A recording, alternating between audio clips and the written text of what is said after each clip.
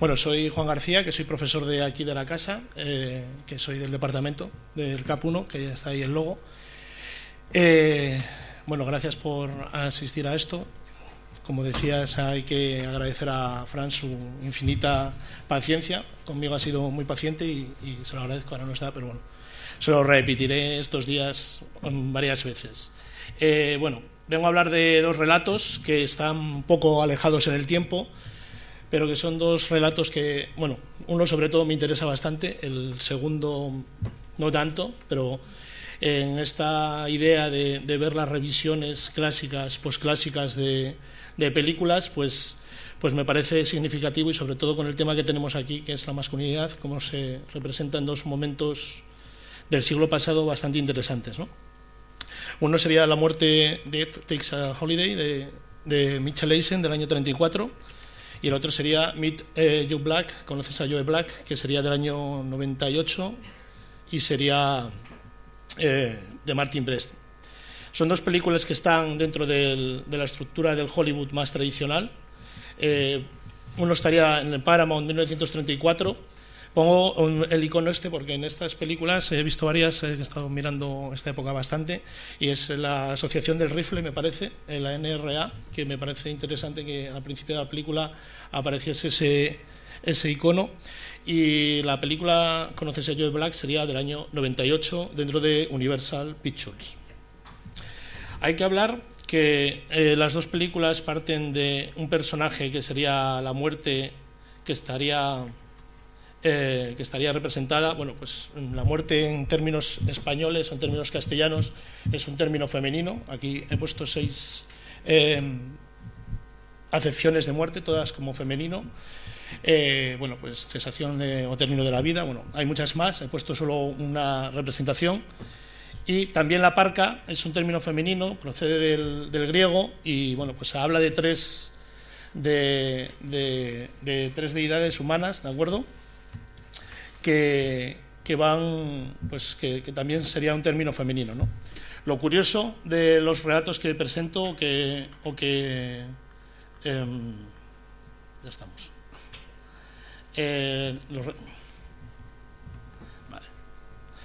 Lo curioso de estos dos relatos, vale, se me está volviendo loco.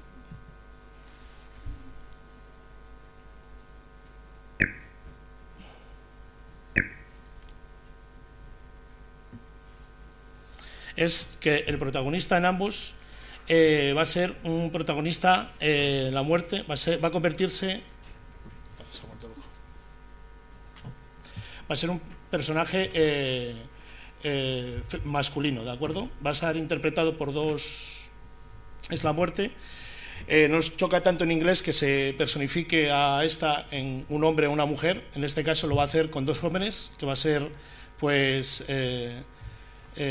pasaría a ser el término la muerte al muerte, ¿de acuerdo? Que es como lo voy a denominar a partir de ahora. A nosotros nos chocaría un poco más, ¿no? Pero en inglés, yo por ejemplo he estado hablando con amigos y con compañeros ingleses, y no le ponen sexo, ¿no?, a la muerte, es un término neutro. Aquí pues sí, aquí es la muerte.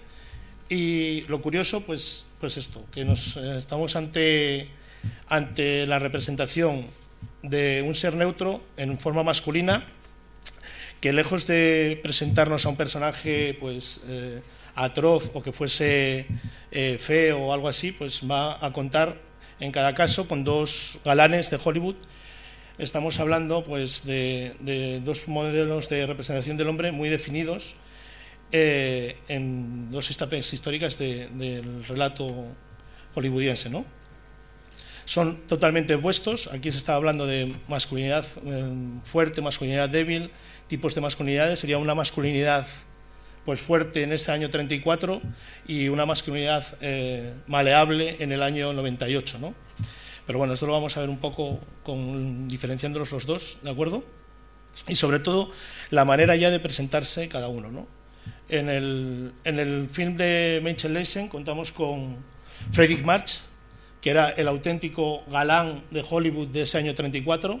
Realizó 4 películas durante ese año. Iba de todos los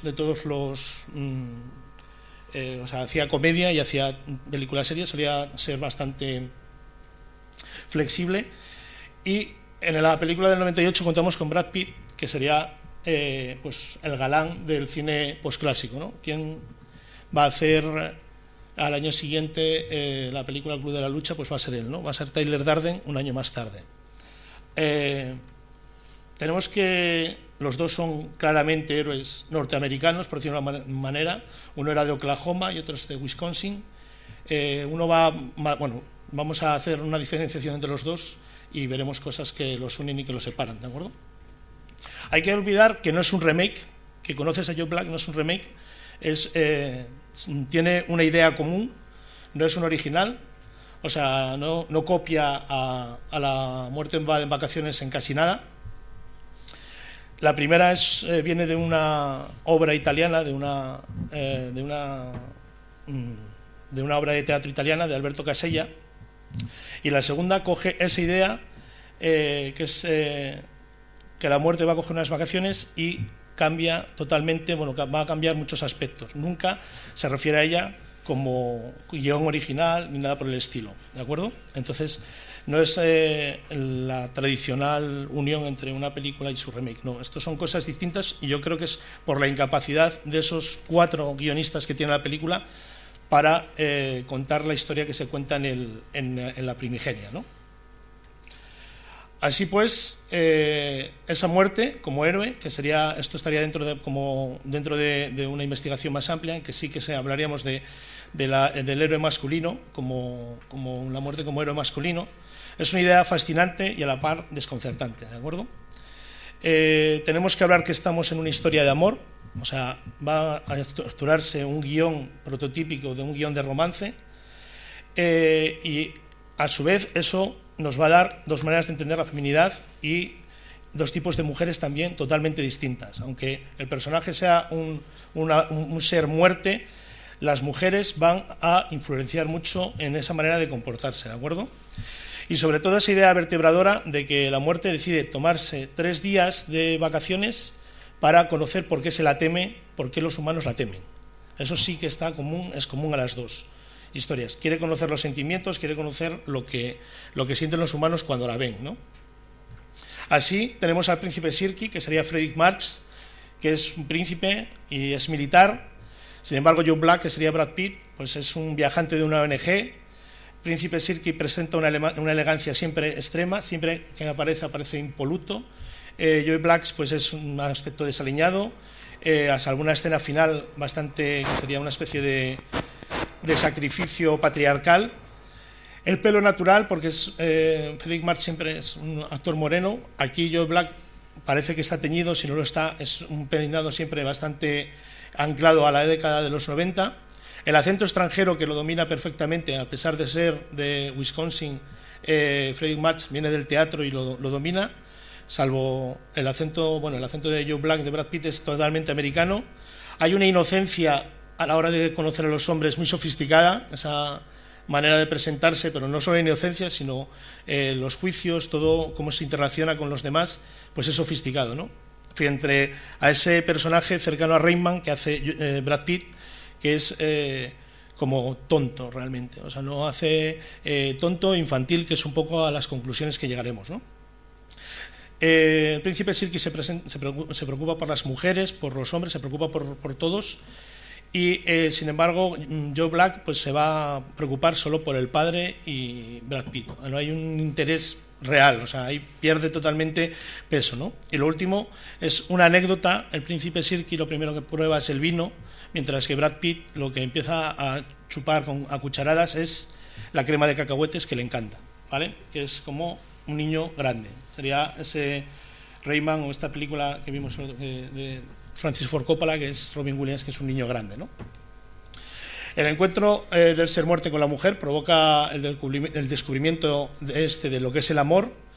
Hay una estructura de enamoramiento, ¿de acuerdo?, que es totalmente diferente en los 2 relatos, y a la vez que lo mismo que hemos hecho con el príncipe Sirki y Joe Black, lo podemos hacer con los 2 personajes, ¿no? La femenina sería Gracia, tiene unas connotaciones tiene ya ese nombre, Gracia, ¿de acuerdo? Y el segundo sería Susan Parris, que me falta una H ahí. Son 2 actrices que luego han sido secundarias, bueno, han trabajado bastante, pero nunca han sido grandes estrellas de Hollywood, ¿de acuerdo? Lo mismo, pues una es una hija de una princesa, que es la princesa de San Luca, la otra es la hija de un magnate de la comunicación. No aparece en el relato primigenio la figura del padre, no hay un relato patriarcal en ningún caso en esa obra del 34. En la segunda, en la del 98, todo lo imprime o lo impregna Aníbal Lecter, ahora se me ha ido el nombre, actor tan famoso, Anthony Hopkins. Fijaros que es Aníbal Lecter, de quien estamos hablando. Se puede hablar, ayer el profesor Paul hablaba de la Final Girl. Hay un retazo de Final Girl en esa Gracia. Evidentemente no es nada masculina, es totalmente femenina, siempre sale vestida con elegancia extrema. Sin embargo, bueno, pues la joven Susan Parris siempre está desaliñada, se enamora de un hombre en una cafetería, que realmente es una escena bastante absurda, ¿de acuerdo?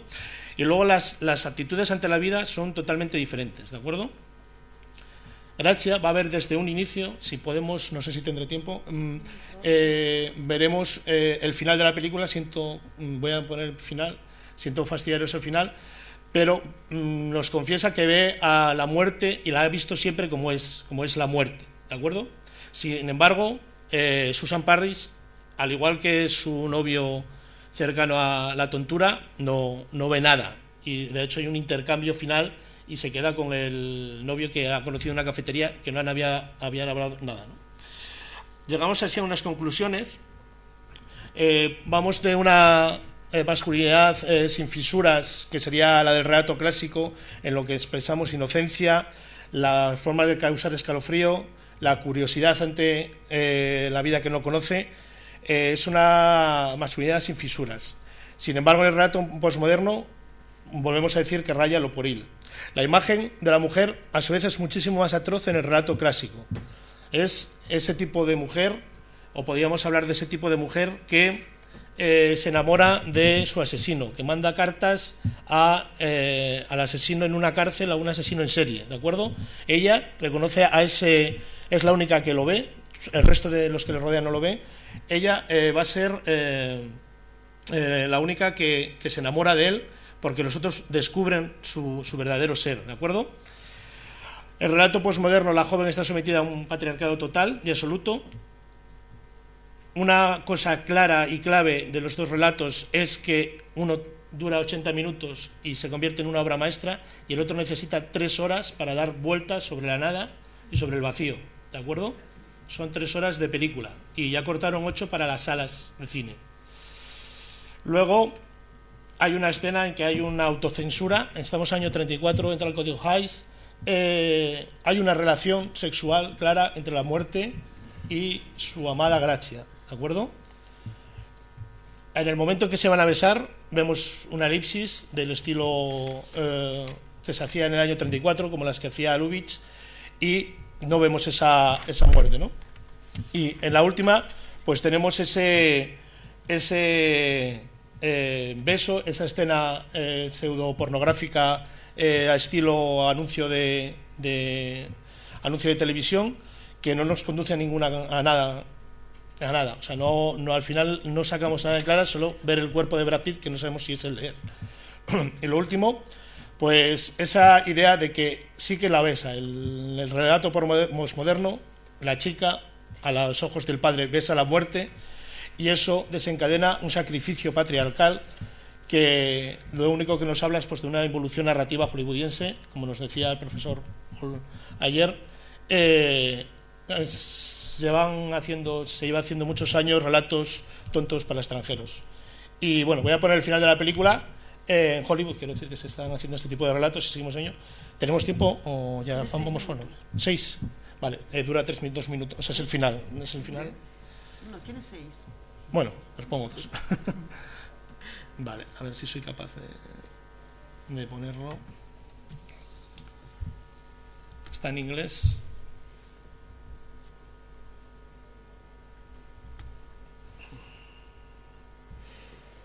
At once. I'm ready. No, you can't come with me. Yes, I can. Shall we go now? But you don't know who I am. You are my love. My love. You heard? Do you wish me to speak and destroy this happiness? You must. Grazie. my little love. It was not a jest. Goodbye, my friends. Remember that there is only a moment of shadow between your life and mine. And when I call, come bravely through that shadow, and you will find me only your familiar friend. Goodbye, Grazia. Now you see me as I am.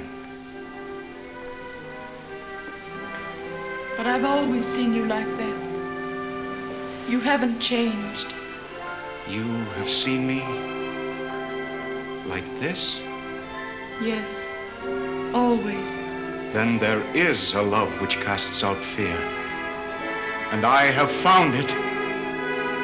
And love is greater than illusion. And as strong as death.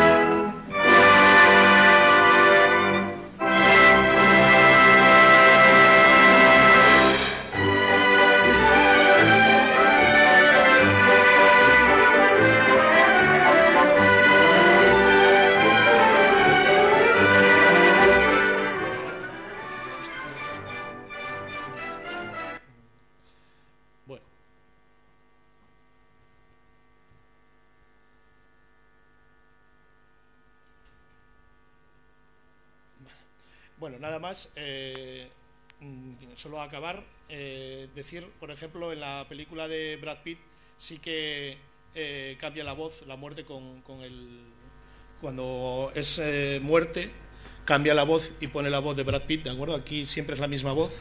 Y nada, despedirme, muchísimas gracias por todo y ojalá se tome la muerte unas vacaciones. Estoy buscando unas fotos y parecía que se había ido de vacaciones ahí. Esperemos que alguna vez lo haga, ¿de acuerdo? Muchas gracias.